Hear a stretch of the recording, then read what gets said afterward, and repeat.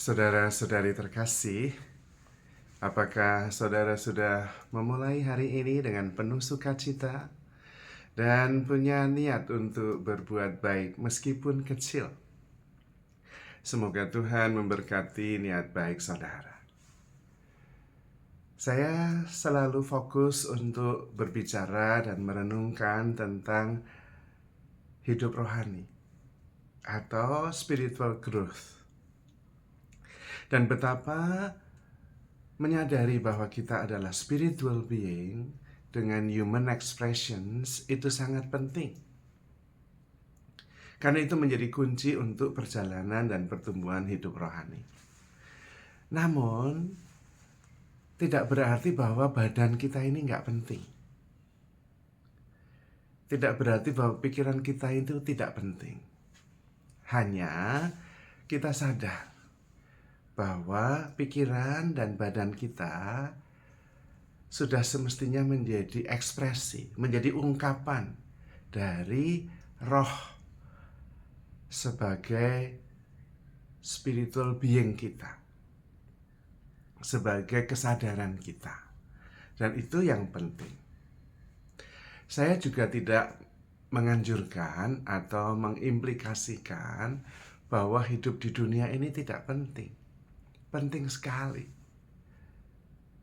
Ketika Tuhan menciptakan kita, sebenarnya Tuhan ingin agar roh kita mengalami, merasakan hidup di dunia ini sepenuhnya. Dan itu dikatakan oleh Tuhan, "Aku datang supaya kalian semua hidup dan hidup di dalam kepenuhannya." Maka memang nampaknya paradoks. Kita menyadari bahwa kita adalah spiritual being, tetapi menerima sepenuhnya kemanusiaan kita. Ya pikiran, ya badan kita. Kalau tidak terjadi proses inkarnasi. Roh Tuhan yang kemudian mengalami peristiwa, mengalami perasaan-perasaan, dan memikirkan kenyataan sebagai manusiawi.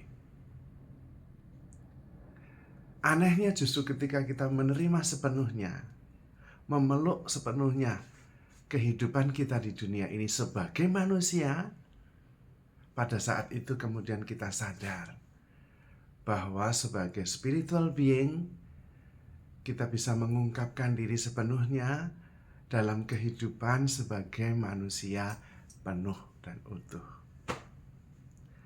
Persoalannya adalah bagaimana menerima badan dan pikiran kita supaya tidak kemudian menguasai roh, tetapi bekerja menjadi ungkapan dari roh yang dihembuskan Tuhan ketika menciptakan kita.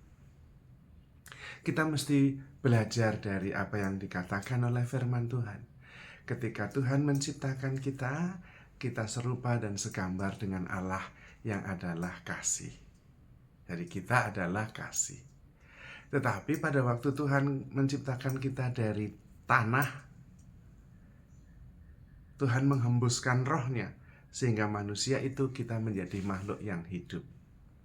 Itu berarti badan kita ini adalah unsur-unsur bumi. Dan itu benar, menurut ilmu pengetahuan, badan kita ini juga ada unsur bumi dan air. Malah kita bisa mengatakan badan kita, tubuh kita ya dari ibu pertiwi, ibu bumi. Menerima diri itu berarti menyadari bahwa saya hidup disangga, ditopang oleh bumi ini, oleh ibu pertiwi.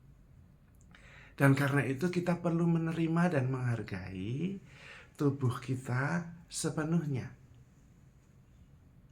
Dan yang paling penting, kita jangan terpisah dari ibu bumi.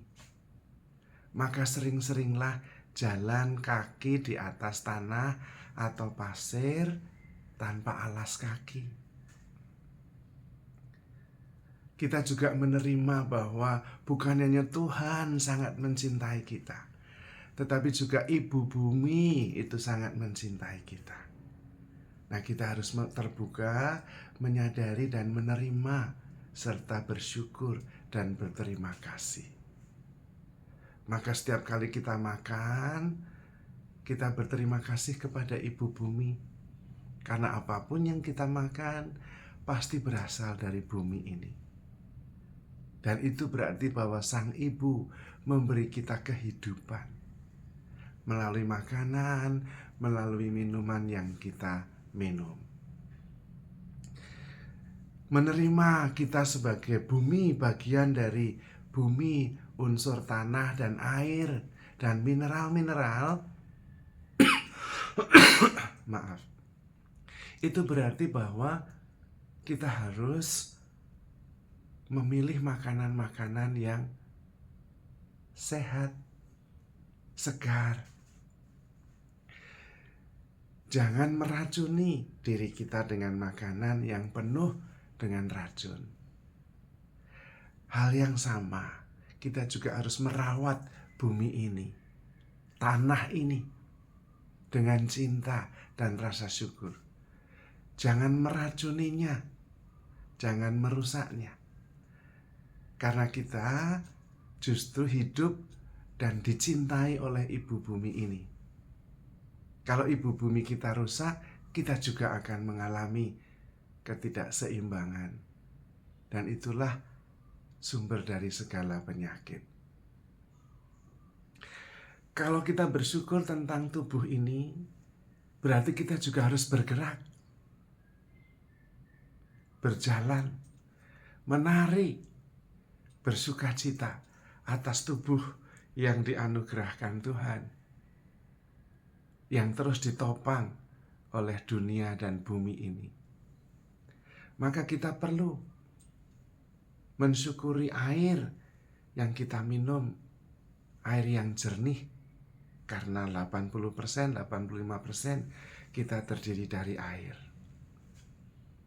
Kita harus sering berjalan dengan rasa syukur di atas tanah, di atas bumi, dan menerima cinta dari Sang Ibu Pertiwi yang menyembuhkan, yang menyegarkan, yang menyeimbangkan. Dan kita juga perlu membersihkan pikiran-pikiran kita, supaya pikiran kita juga jernih, tidak memikirkan hal yang negatif, tetapi memikirkan apa yang positif, apa yang segar, apa yang mulia, apa yang sungguh-sungguh mendatangkan berkat. Maka kemudian kita sungguh-sungguh bisa hidup sepenuhnya. Hidup sebagai spiritual being dengan tubuh dan pikiran sebagai ungkapan kasih dari Allah sendiri untuk menyatakan kasih Tuhan, kedamaian, sukacita, dan rasa syukur. Maka kemudian kita bisa mengalami hidup ini dengan sepenuhnya. Karena memang kita diciptakan mempunyai badan dan pikiran untuk merasakan, untuk mengalami, untuk mensyukuri dan bertumbuh. Baik secara spiritual, dalam hal kesadaran, maupun juga dalam akal budi, dan terungkap di dalam tindakan yang membutuhkan ungkapan jasmaniah. Maka kemudian ada harmoni, ada keseimbangan, ada kedamaian yang sungguh-sungguh menjadi ungkapan penuh spiritual being di dalam tindakan manusiawi dan juga dalam cara berpikir manusiawi yang jernih, yang seimbang. Disitulah kemudian kita hidup sepenuhnya, hidup penuh syukur, hidup penuh sukacita, hidup penuh kasih, penuh kelegaan.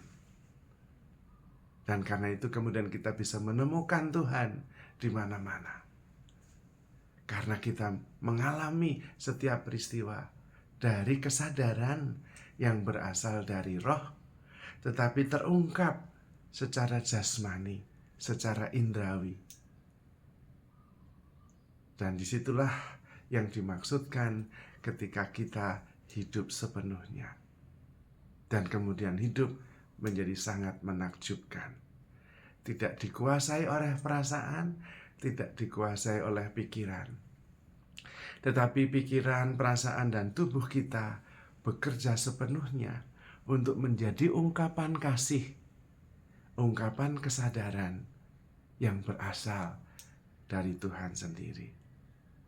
Maka saudara-saudari terkasih, handle yourself with care because you are loved. Tuhan memberkati.